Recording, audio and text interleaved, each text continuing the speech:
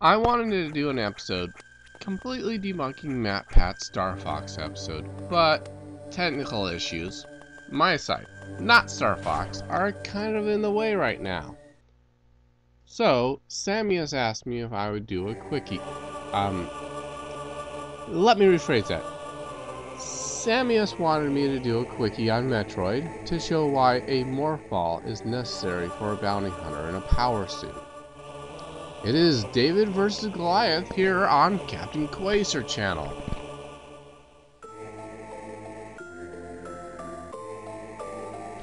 Now, before some angry MatPat fans decide to get mad at me for debunking MatPat, I'd like to point out 3 things. 1. MatPat has been wrong before. 2. MatPat has admitted his errors in the past. And 3. I am a MatPat fan. So I do it out of respect for the game theory community. So, MatPat, you mentioned the idea of her crawling through low corridors in a power suit as being technically possible. While you are right, she might be able to crawl through low-hanging areas, you fail to take into account speed. Now, take a look at this footage from Metroid Zero Mission. Here, without the morph ball, unsuited, she took 1 second, 41/100ths of a second to pass through the corridor. But when she has the morph ball, it only takes 69/100ths of a second. More than double speed increase. Now, if you had a full power suit and had her crawl through small passages, this game would take forever. I mean, I don't know about you, but I don't want to spend my game crawling through passages. So, my final thoughts on this issue are simple. Even though she might be able to fit through passages wearing her power suit, this is irrelevant.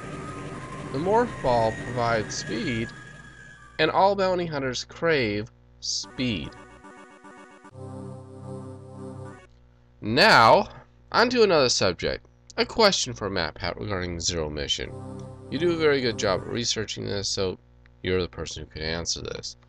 When I first played Zero Mission, I was unaware that it was touted as a remake of the first game. I assumed that by Zero Mission, they were referring to it taking place before the first game. I mean, it made complete sense. After all, I killed Mother Brain in the 1980s, then she comes back in the 90s. So why couldn't she have been killed before? Also, there is the issue of the map change.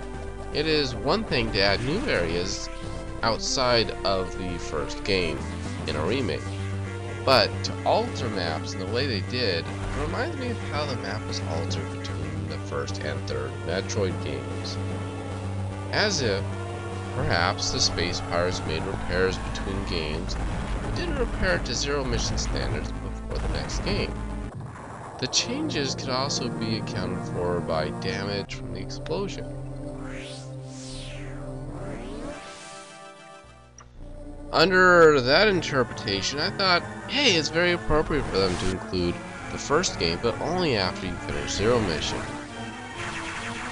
What I would love to hear is game theory's take on this question.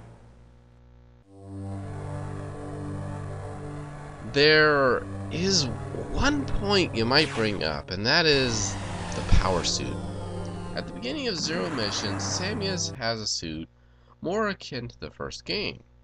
But then she receives an upgrade that looks a lot like the power suit from Metroid 2. I mean, one could claim that this is the gap being filled between the two games. I would say yes. And I'd also say no. I mean, think about it. Every game, Samus, for unknown reasons, loses all her power-ups. Of all the games I've played, They explain this a total of 1 time, and this explanation cannot be transferred to other games.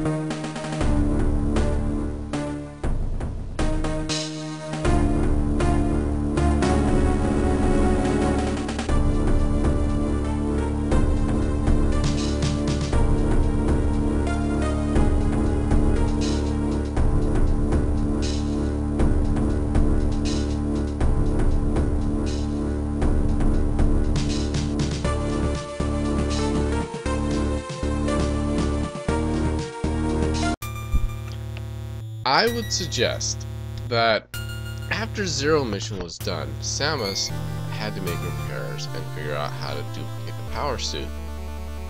Because of this, Samus grabbed her spare original power suit that had no power-ups, thus feeding us into the next Metroid game.